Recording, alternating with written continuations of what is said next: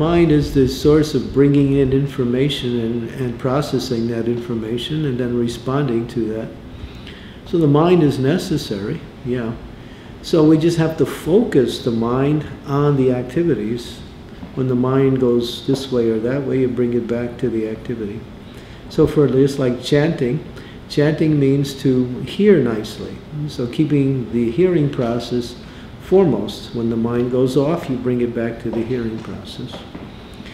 And in worshiping, keeping concentration on the activities of the worship. So the mind has to be directed to help the soul, you, the person, connect with the Lord through these processes.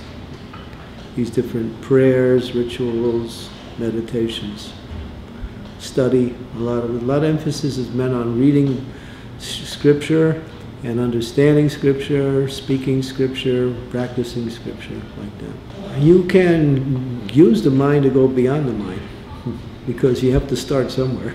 The mind is the source. But going beyond the mind means going deeper into the mind's existence, which means higher consciousness. Higher consciousness is to connect with the soul. The soul is within the body, and the mind can either block our connection or it can open up that connection.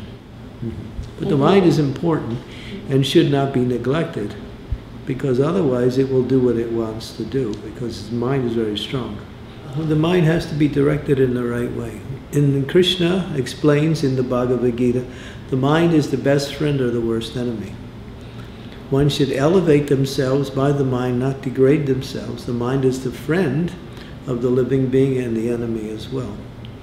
So our mind can be our friend or our enemy, depending on how we can direct it by higher knowledge. Higher knowledge means using the intelligence to direct the mind in the right way.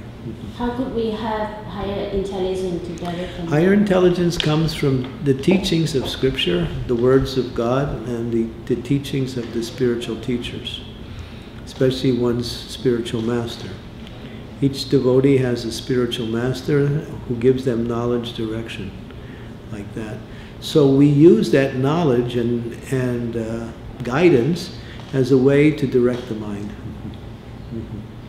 So we call that seeing through higher knowledge rather than seeing through the mind and the senses. It's just like if you see something, you may not understand it, but if someone explains it to you what it actually is, then you understand it. The mind might look at it one way, but someone who knows what it is will explain what it is.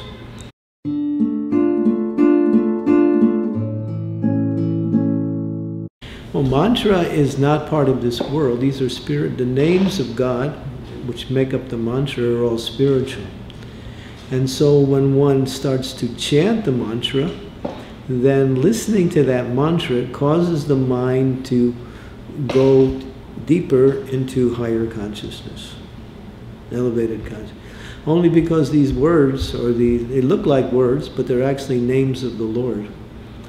And as one chants, then that sound vibration, which is spiritual, it's not a material sound vibration. There's material sound and there's spiritual sound. The spiritual sound is uplifting. Material sound can uplift one for a little while, but after a while it goes down again.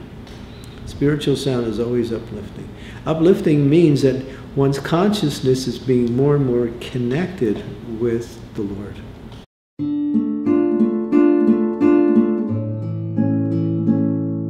It's an experience. But we also have practical guidance on how to chant properly.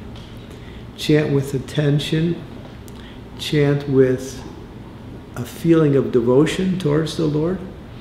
In other words, when we offer prayer from the heart. So the mantra is also a form of prayer. So we're praying to the Lord to connect with the Lord through chanting the Lord's name. So it's an experience. We can explain how the experiences should be, how you can get the experience, but the experience is what makes it happen. It's like I can tell you how food tastes. You might get some idea from my experience, but you can't really understand it till you taste it. Chanting loudly is good, but devotees also find that chanting softly is also very effective. The idea is to hear. So whether it's loud or soft, the principle is what is the best way to hear. So we can hear mentally. Sometimes when the mind is too loud, it's better to chant loudly.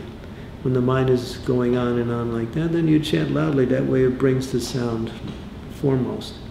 If the mind is more peaceful, we find it easier to chant softly. So we can direct the mind according to how it's working. Like that. So do you feel any emotion from chanting? Yeah. The first experience is you feel peaceful, and then you feel a sense of happiness. You feel protected from the environment around you. You're not vulnerable to what happens around you. You feel like there's a protective shield that comes around you where you feel full in yourself. You're not so vulnerable by what happens around you. Because you're actually connecting with yourself, which is the soul. So the soul's awareness is being experienced by the mind. And the mind is also becoming spiritualized.